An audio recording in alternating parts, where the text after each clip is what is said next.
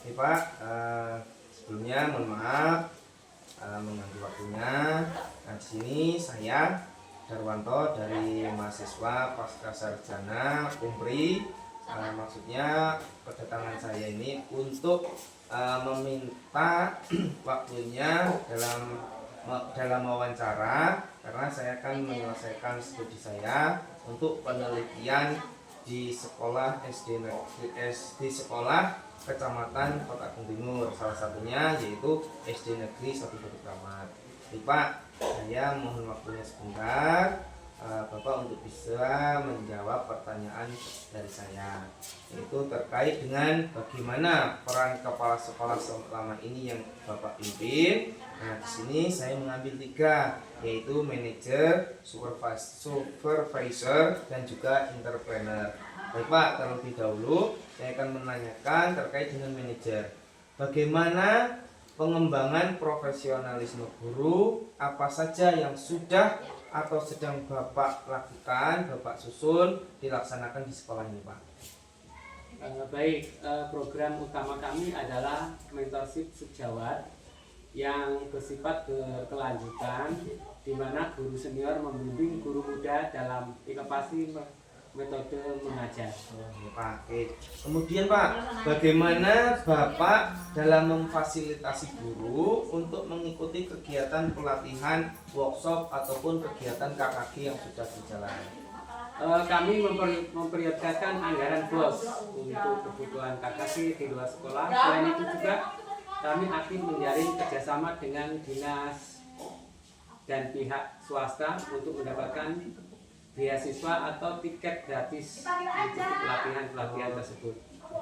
Kemudian apa yang menjadi prinsip Bapak dalam untuk menerapkannya dalam mengatur pembagian tugas dan beban kerja guru untuk memastikan keadilannya? Prinsip yang kami gunakan adalah fleksibilitas dan rotasi. Jadi tugas mengajar sudah bagus, tetapi untuk tugas tambahan, misalnya tiket atau koordinator, kami akan merotasi setiap semester sehingga guru mendapatkan kesempatan dan beban yang berbeda secara berkala. Oke. Kemudian yang saya tanyakan selanjutnya yaitu terkait dengan supervisor. Nah, di sini bagaimana peran kepala sekolah itu dalam menjadwal dan melaksanakan mekanisme pelaksanaan supervisi pembelajaran di sekolah ini, Pak? Supervisi yang kami laksanakan secara tidak terstruktur dan mendadak, minimal 2 kali setahun, tujuannya agar saya dapat melihat kondisi pembelajaran yang alami, bukan yang dibuat-buat, sehingga hasil observasi dicatat dan ditindaklanjuti secara proporsional. Oh, gitu Pak. Oke. Kemudian Pak, bentuk umpan baliknya ataupun feedback seperti apa Bapak itu dalam memberikan setelah observasi di kelas, Pak? Menurut saya fokus pada refleksi diri, dulu. Setelah observasi saya akan memberikan 3 pertanyaan kunci yang bisa diperbaiki. Dan apa yang kamu butuhkan dari saya, umpan balik diberikan langsung sore harinya setelah jam pelajaran usai. Jadi misalkan dijawab pada sore harinya. Setelah sore harinya. Oke, baik Pak. Kemudian apa sih Pak yang menjadi langkah konkret bagi Bapak dalam membimbing guru yang mengalami kesulitan dalam merancang RPP seperti itu Pak? Kami menggunakan sistem review kolektif melalui KKG. Guru yang kesulitan diminta mempresentasikan RPP atau masalah yang di forum KKG, dan guru-guru lain memberikan masukan praktis. Ini lebih efektif karena solusi datang dari pengalaman teman sejawat. Kemudian Pak, dari sudut pandang entrepreneur, nah di sini bagaimana dengan inovasi apa yang sudah Bapak terapkan dalam pengelolaan sekolah untuk pembelajaran yang meningkatkan profesionalisme guru di sekolah ini, Pak? Inovasi kami adalah kelas inspirasi orang tua. Nah, maksudnya kami mengundang orang tua yang memiliki profesi unik atau misalnya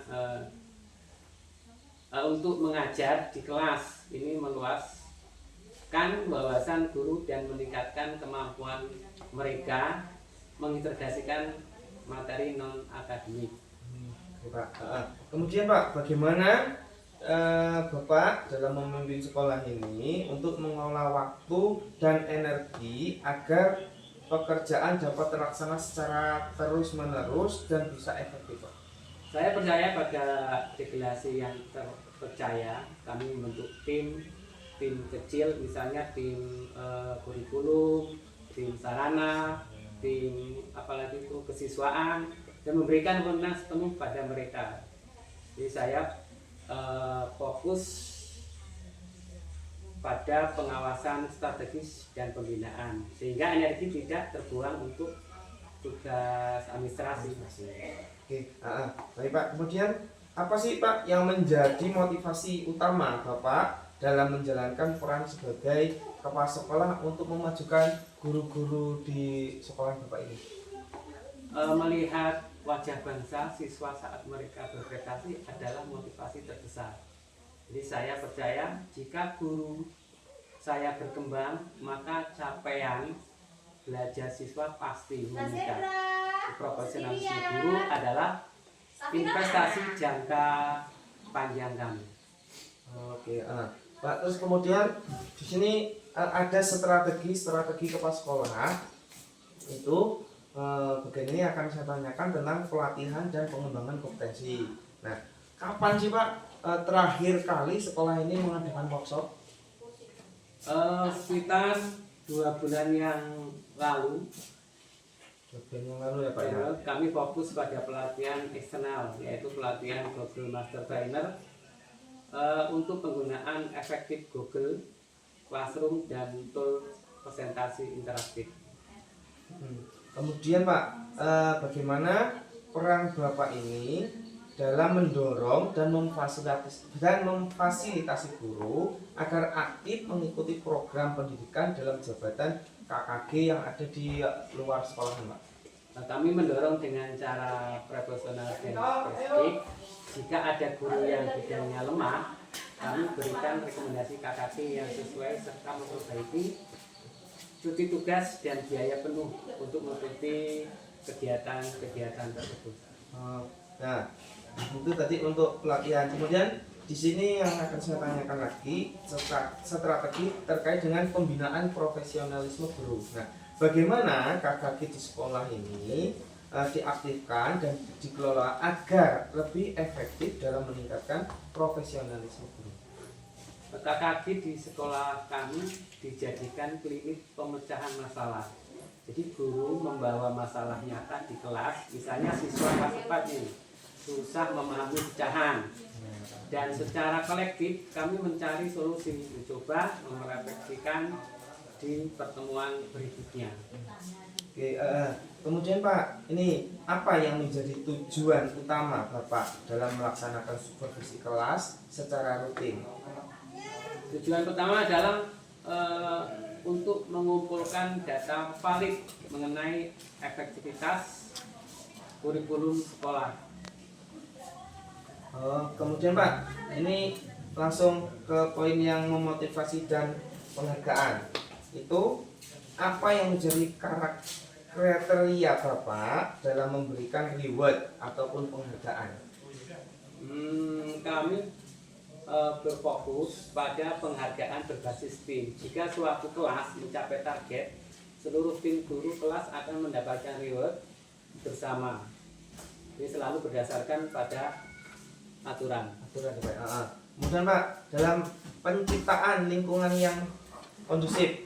Nah, di sini dalam hal ini guru itu dilibatkan dalam pengambilan keputusan ataupun hanya kepala sekolah saja, Pak? Kami memberikan waktu luang ekstra. Guru berprestasi diberi fleksibilitas jam kerja atau libur 1 hari tanpa memotong gaji atau dengan pengganti yang diatur. Hal ini menunjukkan bahwa kami menghargai keseimbangan hidup dalam dan bekerja mereka. Oh, gitu Pak. Kemudian Pak, ini peran kepala sekolah itu kemudian ada faktor pendukung dan penghambat. Untuk faktor pendukung dan penghambat itu, faktor untuk pendukungnya, faktor apa yang utama dari internal ataupun eksternal sekolah ini yang paling mendukung dalam Bapak pemimpin itu untuk menjalankan peran-peran sebagai kepala sekolah? Gimana Pak untuk faktor internal? Guru dilibatkan dalam penyusunan anggaran belanja sekolah, apa itu namanya, RAPBS, dan penentuan kebijakan disiplin siswa yang baru. Prosesnya melalui voting terbuka. Setelah diskusi mendalam, memastikan setiap suara guru itu dihargai.